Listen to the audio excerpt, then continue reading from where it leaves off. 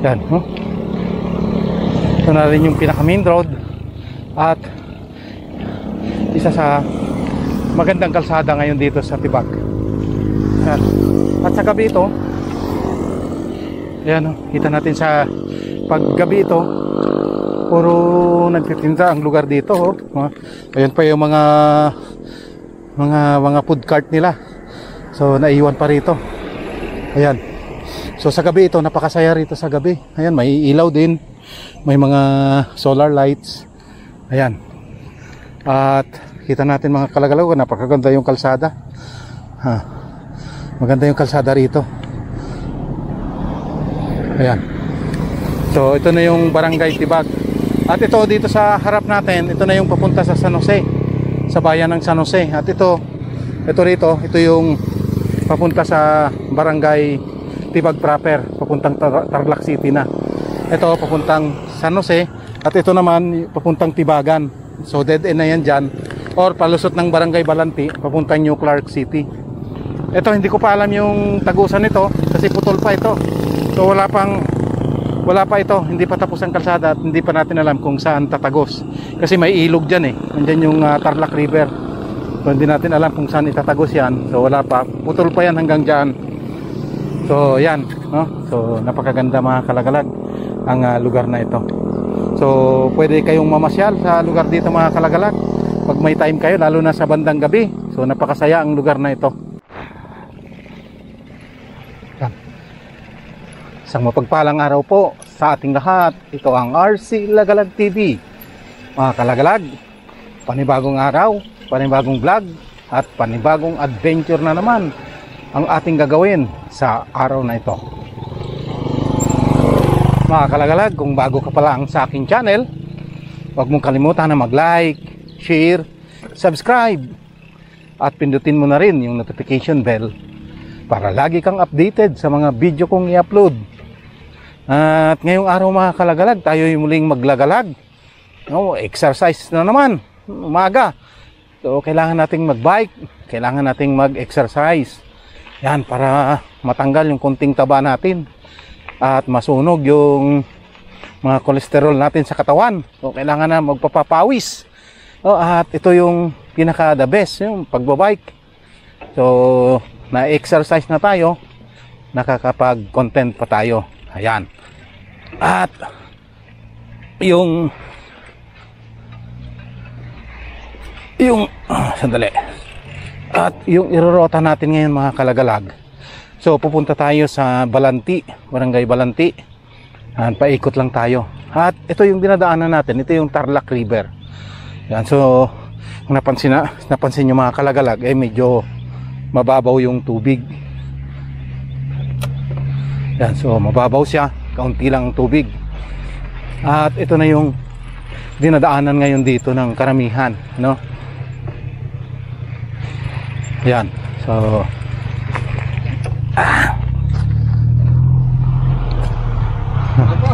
sige po. Ayan, so napansin nyo mga kalagalag itong daan. Ayan, no? So ito kasi yung San Jose de Urquico, sa kanan natin, at ito yung nasa harap natin, ito yung Balanti, ano? So walang ibang daan maliban lang dito at saka doon kung iikot, no, mayroong daan doon sa kabila sa Barangay Tibagan or Tibag. So medyo malayo, iikot sila. Compare mo kung nandito, so tatawid lang sa ilog. Ayan, makakapunta na sila sa bayan or dito sa San Jose de Urquico. At ito yung pinakamalapit na daan kasi sa papunta dito sa yan, papunta dito sa San Jose de Urquico, no? Ito yung pinakamalapit. At ito nga yung tubig, pinakamababaw lang. Mababaw lang siya ngayon. At pagdating nito ng tag-ulan, malaki ito. Maapaw din ito, yung tubig na ito. Pero ngayon, kita natin napakakaunti yung tubig. Halos matuyo na siya. Summer kasi ngayon. At kahit ganito to kakaunti ang tubig, may naliligo pa rin dito mga kalagalag. Nung nakaraan may nakita tayo dito na may naliligo. Naglagay sila ng pinaka tawag dito, pinakapayong-payong nila. So nag-improvise sila ng pinakaliliman. At yun na, naligo na sila rito. So pinagtiyagaan na nila ang tubig nito. Malinaw rin naman. So malinaw, kaya lang maraming mga lumot. Maraming lumot siya. Kaya ayan o. Tingnan natin, ikutan lang natin na kaunti. So halos tuyo na siya. So wala na talaga. So tuloy tayo dun sa kabila mga kalagalag. Punta tayo sa Barangay Balanti. Ikutin lang natin tong magandang daan uli. Tatawid tayo dito sa maliit na tubig.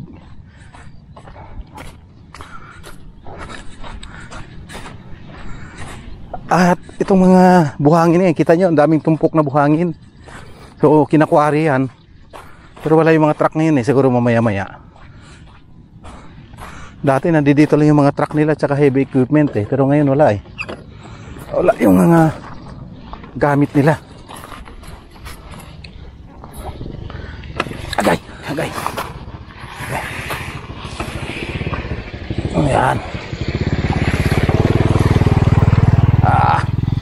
So mababaw lang naman. Ayan. So patawid na tayo sa Barangay Balanti. Ayan. So dito na tayo mga kalagalag sa Barangay Balanti. At saka nandito sa sentro, yung nasa kaliwa natin, ito yung pinakasentro dito ng Barangay Balanti. Andyan yung barangay hall nila. At nakita naman natin itong tulay na ito. Yung tulay na yan mga kalagalag, yan yung nagdudugtong sa Barangay Tibagan. Barangay Tibagan at Barangay Balanti. So yung kabila dyan, Barangay Tibagan na yan. Yung kabilang tulay. At napakaganda yung ilog dito mga kalagalag. Ito yung ilog dito na hindi talaga siya natutuyuan. Kahit na gaano katindi ang init, nagbabawas man siya pero hindi siya natutuyuan. At napakaraming isda sa lugar na ito. Maraming tilapia dito. Kaya pag minsan marami tayong nakikita dito na namimingwit dahil maraming isda sa lugar na ito. Ayan o.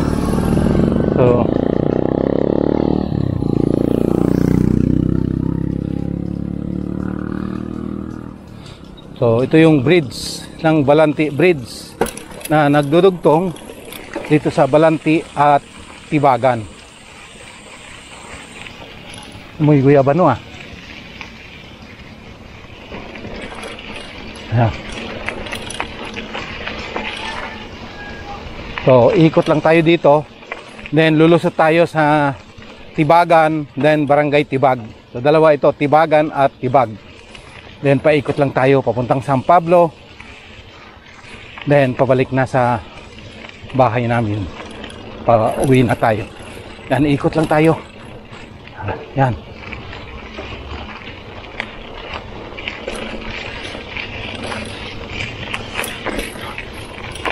So ito yung bridge na nag-uugnay sa Balanti at Tibagan. Ayan, ang daming isda mga kalagalag oh, dami oh. Tilapia yung isda dyan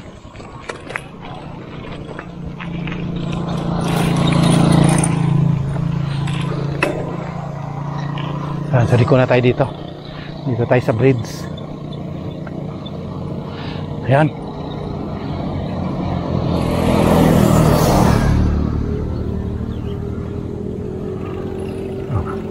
Kailan dami lang water lily na maliliit.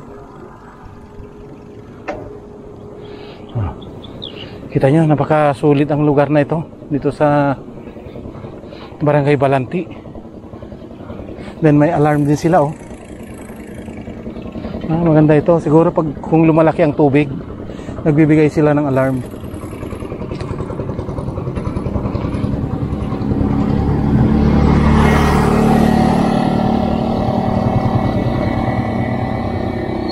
Ayan.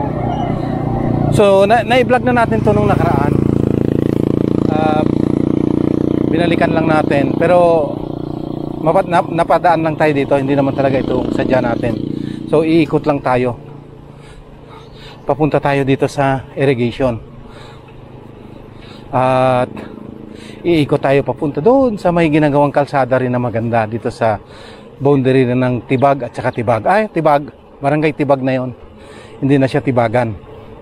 So sa barangay Tibag na yung bagong kalsada dyan na ginagawa, yun yung ating pupuntahan. Kasi nung last time na nag-vlog tayo ay hindi natin narating yon, na isa rin sana sa pupuntahan natin.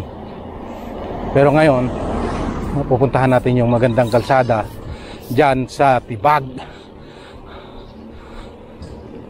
Ayan.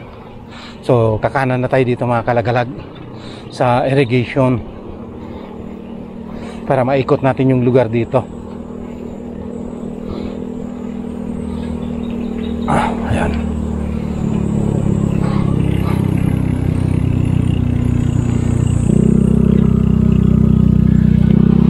Ayan. Dito tayo.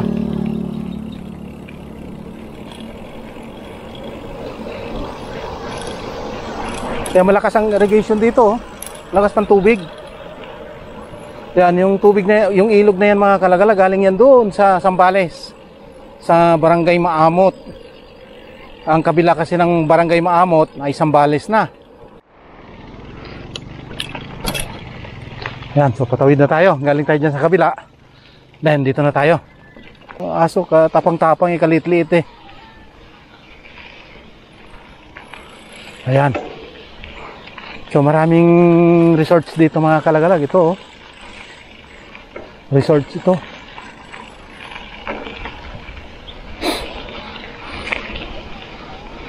So ang lusot dito is barangay Tibag, Nena Resort. Si Aling Nena pala ang may-ari nito. Ayan. Uy, daming pakak, oh. Pakak yung tanim nila, oh. Sarap to. Sarap, oh, may bunga na. May bunga na yung pakak. Ayan.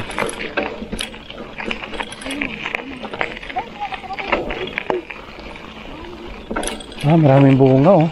Galing naman ito, ay puro pakak yung tinanim nila rito.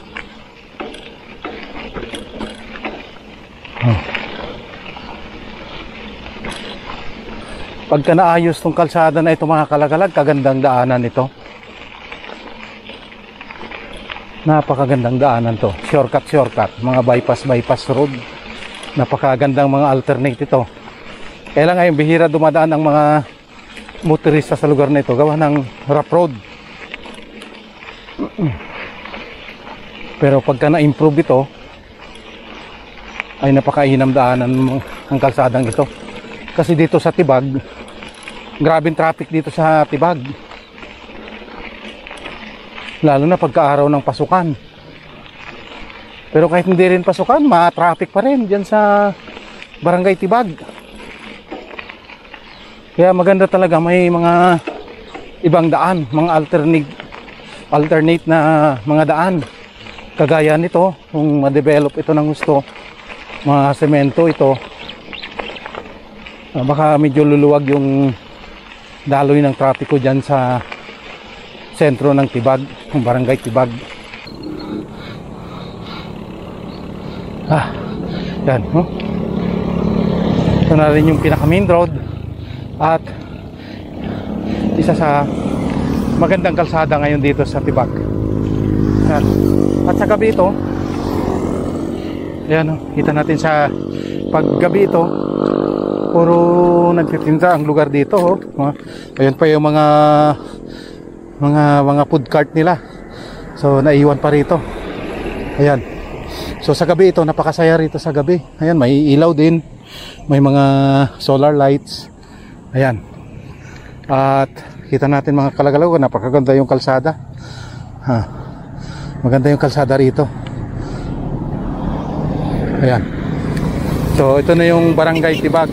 At ito dito sa harap natin, ito na yung papunta sa San Jose, sa bayan ng San Jose. At ito rito, ito yung papunta sa barangay Tibag proper, papuntang Tarlac City na. Ito papuntang San Jose At ito naman papuntang Tibagan. So dead end na yan dyan. Or palusot ng Barangay Balanti papuntang New Clark City. Ito hindi ko pa alam yung tagusan nito kasi putol pa ito. So wala pa ito, hindi pa tapos ang kalsada at hindi pa natin alam kung saan tatagos. Kasi may ilog dyan eh. Nandiyan yung Tarlac River. So hindi natin alam kung saan itatagos yan. So wala pa, putol pa yan hanggang dyan. So yan, no? So napakaganda mga kalagalag ang lugar na ito. So pwede kayong mamasyal sa lugar dito mga kalagalag pag may time kayo, lalo na sa bandang gabi. So napakasaya ang lugar na ito. Ayan. Ayan, so pupunta na tayo mga kalagalag sa sentro ng Barangay Tibag. Barangay Tibag. Ayan. So mamaya magpapatay na tayo at against the light na karamihan dito. So no, ito na yun. So halos sa sentro na tayo ng Barangay Tibag. At kung mapapansin nyo, itong Barangay Tibag ay napakaganda ang lugar na ito, no? Parang isang bayan din ito, pero barangay lang siya. Pero talagang develop. Maraming mga negosyante sa lugar na ito. Kaya napakaganda, maunlad ang Barangay Tibag. So isa ito sa pinakamaunlad na barangay dito sa Tarlac City. Ayan. So muli mga kalagalag, dito na natin putulin itong ating pagbablog. Tayo ay pabalik na, no? At muli maraming salamat dun sa mga nanood, nag-like, nag-share sa aking previous video. So salamat po sa inyong lahat. At God bless at mabuhay po tayong lahat.